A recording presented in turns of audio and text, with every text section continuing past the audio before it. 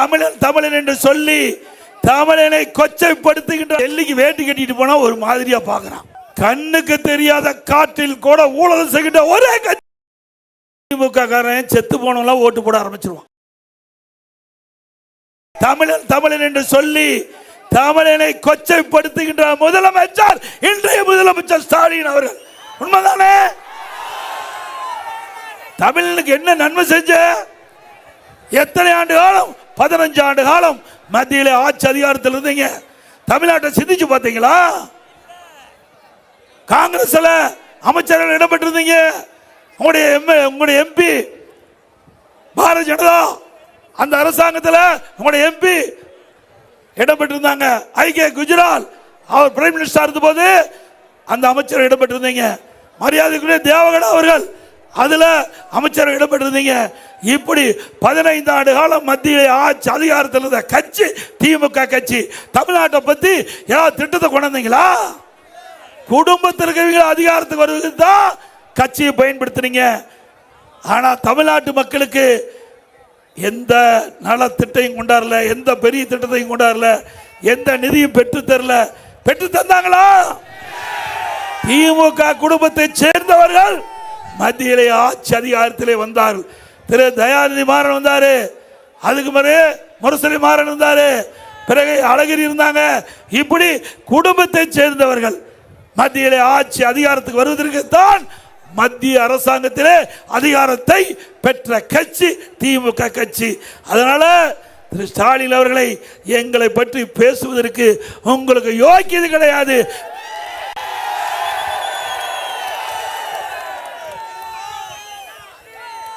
அது மட்டும் இல்ல, நீ வேட்டி தமிழ்நாட்டிலிருந்து டெல்லிக்கு வேட்டி கட்டிட்டு போனா ஒரு மாதிரியா பாக்குறான்.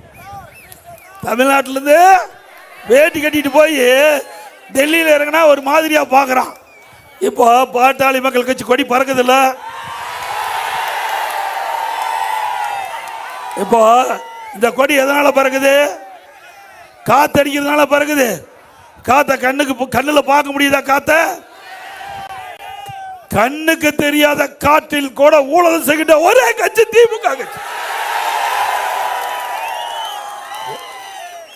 அணைக்கற்ற 1,74,000 கோடி. எத்தனை லட்சம் கோடி? அணைக்கற்றை இணைங்க அதில் லஞ்சம் பெற்று தமிழ்நாட்டுக்காரன் டெல்லிக்கு போக முடியல. இவை ஊழல் செஞ்சது அவிய. நாம வேட்டிக்கிட்டு போனா நம்மள ஒரு மாதிரியா பார்க்கறான். டெல்லியில் இருக்கிறவெல்லாம் ஒரு மாதிரியா பார்க்கறான். உலகத்திலே இந்தியாவிலேயே மிகப்பெரிய ஊழல் 2G ஸ்பெக்ட்ரம் ஊழல் நடந்ததில்ல. 1,74,000 கோடி கொள்ளை அடிச்ச கட்சி திமுக கட்சி. அது மட்டும் இல்ல, இந்தியா தமிழ்நாடு மட்டும் இல்ல, இந்தியா மட்டும் இல்ல, உலகத்திலேயே மிகப்பெரிய ஊழல் செய்த ஒரே கட்சி திமுக. நீ பேசலாமா? பேசுறதுக்கு தகுதி இருக்குதா? அத்தனையும் பொய். எப்படியோ பொய்ய கைய பேசி ஆட்சிக்கு வரணும் துடிக்கிறார் ஸ்டாலின். திரு ஸ்டாலின் அவர்களே, மக்கள் விழித்துக் கொண்டார்கள். இனி ஒன்னு நடக்காது. தமிழ்நாட்டு மக்களே விழித்துக் கொண்டார்கள். இனி எந்த பொய்ய பேசினாலும் ஒன்னு செல்லுபடி ஆகாது. தமிழ்நாட்டு மக்கள்கிட்ட தமிழ்நாட்டு வாக்காளர் பெருமக்கள் திறமையானவர்கள். யார் சரியான ஆட்சி கொடுக்கின்றார்கள் என்று எடை போட்டு தீர்மானிக்கக்கூடிய தகுதி படைத்த வாக்காளர் பெருமக்கள் தமிழ்நாடு வாக்காளர் பெருமக்கள். திரு ஸ்டாலின் அவர்களே, நீங்க வேணா இந்த 5 ஆண்டு காலம் ஆட்சி செஞ்சிருக்கலாம். ஆனா சேலம் மாவட்டம் அதிமுக கோட்டை.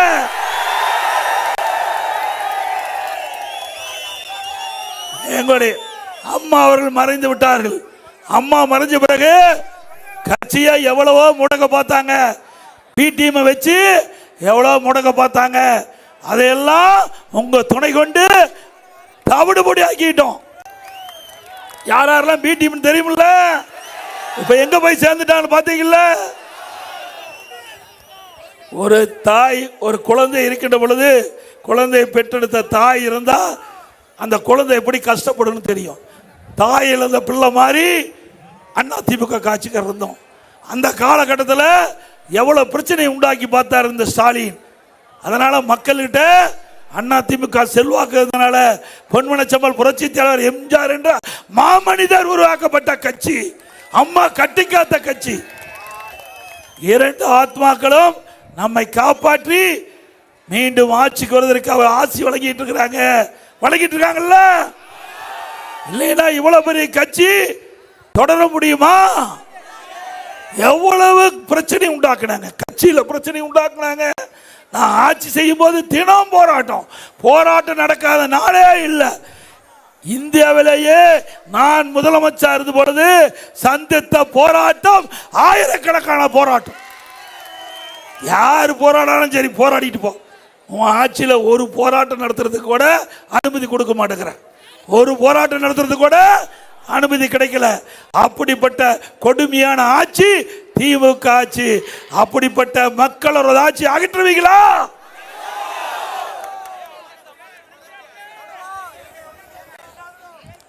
இன்றைய தினம் அதிமுக ஆட்சி இருக்கின்ற பொழுது நிறைய திட்டங்களை நிறைவேற்றணும். சிந்திச்சு பாருங்க. ஒரு செய்தி இந்த நேரத்தில் சொல்றேன். நம்ம மாவட்டம், நானும் இதே மாவட்டத்தை சேர்ந்தவன். உங்க குடும்பத்தில் ஒருவன் இந்த ஓமலூர் சட்டமன்ற தொகுதியில் எல்லா இடத்துக்கும் போயிட்டு வந்திருக்கிறேன்.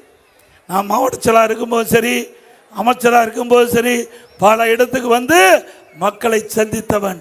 எல்லா இடமும் எனக்கு தெரியும். இங்க இருக்கின்றவர்கள் யார் வேணாலும் எப்ப வேணாலும் வந்து பார்க்கலாம்.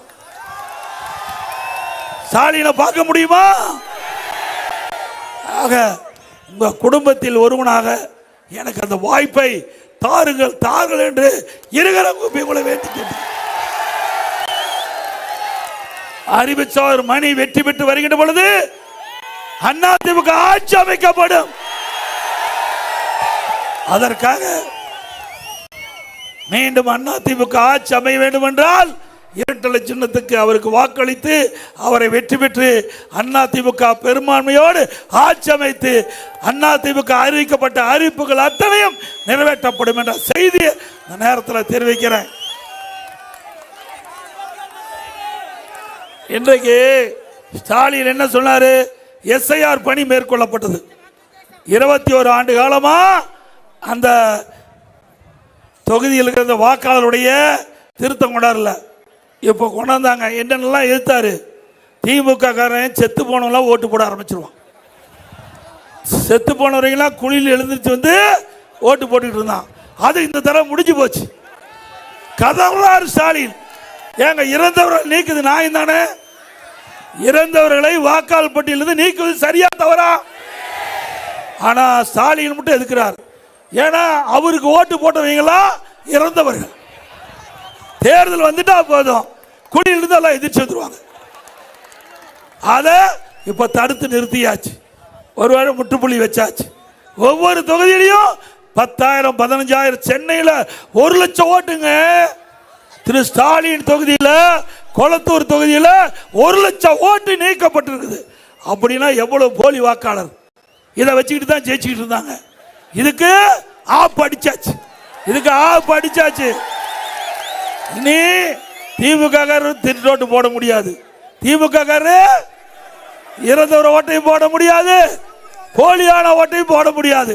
எஸ்ஐஆர் பணி சரியாக எடுக்கப்பட்ட காரணத்தினால வாக்காளர் பட்டியலில் தகுதி வாய்ந்த வாக்காளர் இடம்பெற்றிருக்கிறாங்க.